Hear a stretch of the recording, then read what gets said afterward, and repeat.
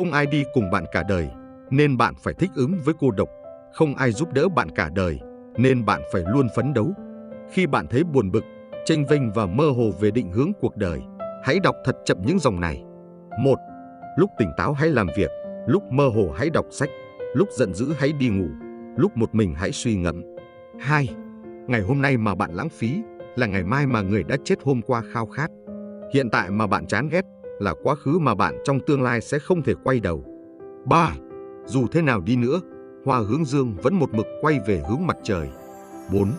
Đường là của riêng mình, đừng lấy tiêu chuẩn của người khác ra để hoạch định cuộc đời mình. 5.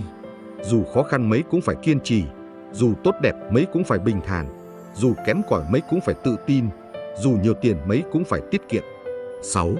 Nếu bạn không thể làm chủ tâm thái của mình, thì chắc chắn sẽ trở thành nô lệ của cảm xúc. 7.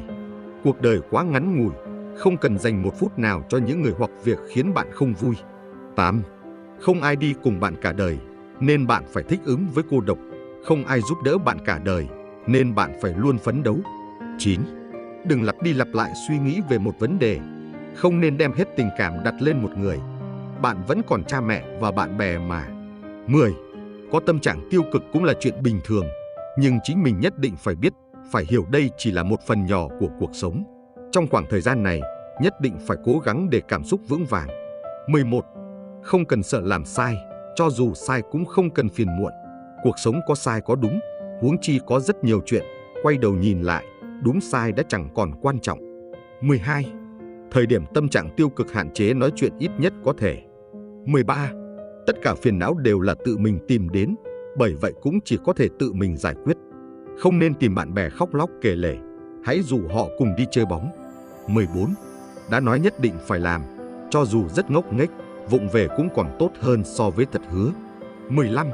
Mặc kệ có phát sinh chuyện gì, cũng đừng tự làm xáo trộn sinh hoạt của mình, phải đúng giờ ăn cơm, đúng giờ đi ngủ. 16. Bất luận là đúng hay sai, bạn phải có một nguyên tắc của riêng mình. Hành động của bạn phải tuân thủ nguyên tắc ấy, cũng dựa vào cuộc sống thực tế mà không ngừng sửa đổi. Đừng là người không quả quyết lặp đi lặp lại, làm người khác không thể ưa thích. Người lưỡng lự giữa đúng và sai, không bằng người trực tiếp đối diện từ sai đến đúng. 17. Không nên nói ra toàn bộ lời trong lòng. Đó chính là tài sản của riêng bạn. 18. Đừng đem chuyện trong lòng tùy tiện nói với người khác, mặc cho người ta có đáng tin đến mức nào. 19. Tình cảm chân thành chính nằm ở nơi sâu nhất trong tim. Phải tự điều khiển vận mệnh của mình, bởi kẻ thù lớn nhất của bạn mãi mãi là bản thân. 20.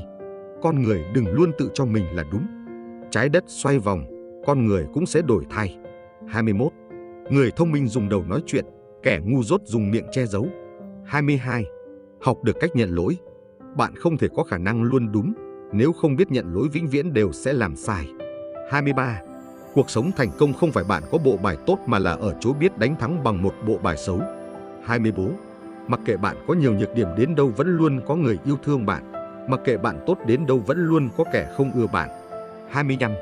Bí quyết trưởng thành đều nằm ở chỗ biết kiềm chế bản thân. Nếu bạn có thể khống chế chính mình thật tốt thì bạn đã có một người thầy giỏi rồi. 26. Nếu như bạn không thể buông bỏ một người, như vậy vĩnh viễn bạn cũng chẳng thể tìm được đúng người. 27. Tha thứ cho người khác là để trong lòng có chỗ quay về. 28. Không thể nhìn thấu đau thương của thế gian, không nên nhất thời ngạo mạn, hung hăng, phóng túng bừa bãi. 29. Cảm thông là một khoản tiền cho vay, vì để cẩn thận, đừng cho người khác tùy ý lạm dụng. 30. Đau mà nói không ra là một loại thông